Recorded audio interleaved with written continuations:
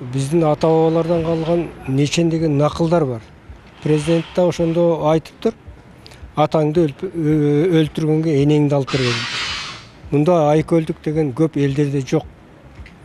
Элдин айкөлдүгүн пайдаланып, ошо мурдакы 30 жыл ичиндеги президент болгон тарыхый инсандар аларчы. Тигиндей мындай болду. Бирок алар ар ким президент боло албайт. Анан ошолор ар биринин артында анын сөзүн уккан, ишин жактырган, жактырбагандар бар.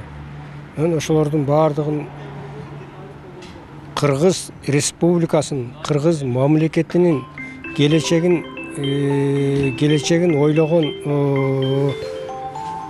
кыргыздардын баардыгы муну колдош керек. Колдош керек. Себеби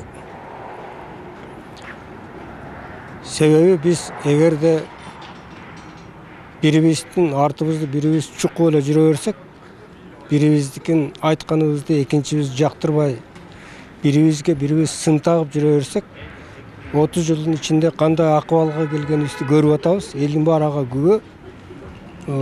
Ошондуктан